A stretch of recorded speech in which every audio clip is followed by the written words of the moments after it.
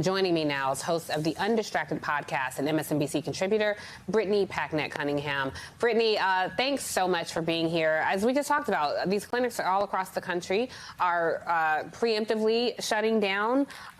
It's really tragic. What is the consequence of that for women, particularly, for women who don't even have the means to cross state lines to get the abortion care they need? What does that look like for those women?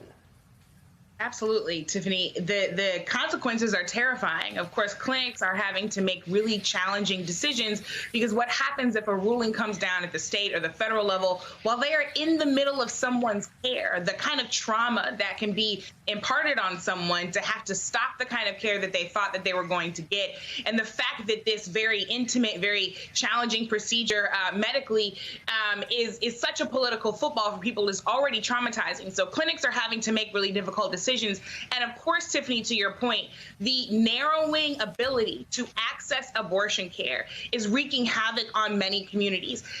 We've actually seen the numbers of abortions increase over the last couple of years. So we know that people continue to need this care. And it is often a lot of smaller, local, less funded abortion clinics that are still the ones that are able to provide this care.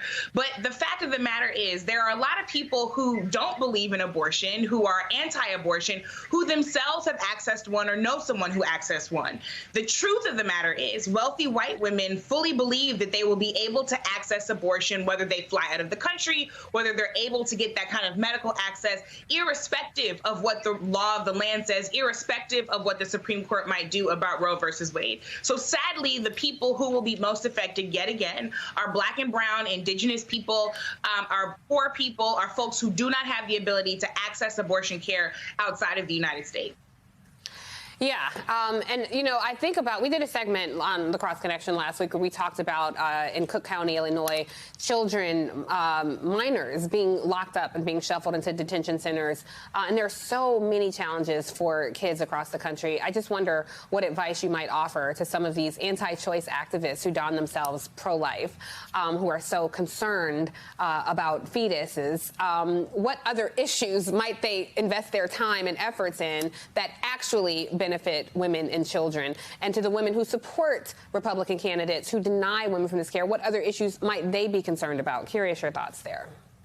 Well, listen, I want them to keep the same energy. If it's pro-life one day, then it needs to be pro-life all the time. We're living in a country with a tampon shortage, a formula shortage, and extremely expensive childcare. You cannot tell me that that is a country that actually believes in the sanctity of life for all people. We're talking about issues such as childhood poverty. We're talking about issues of inequitable education. We're talking about issues of housing and water that is making children sick.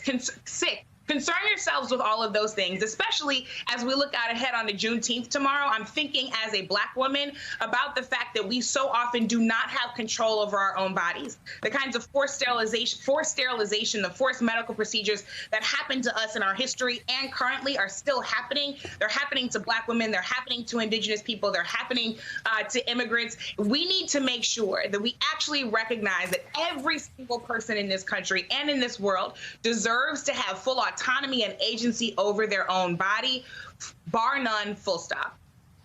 Take a listen, Brittany, to this moment in 1973 when the news of Roe was first announced. I want you to listen because I'm thinking about all of the fight that we've had for so long that still persists. Take a listen to this and we'll talk about it on the other side. In a landmark ruling, the Supreme Court today legalized abortions. And ruled the government has no right to enter into a decision which should be made by the mother and her doctor.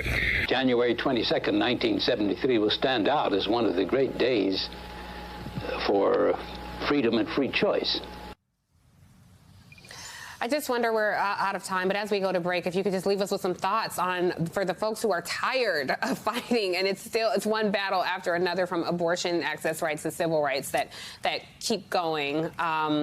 Just any words of inspiration as we go into yet another fight this midterm election cycle.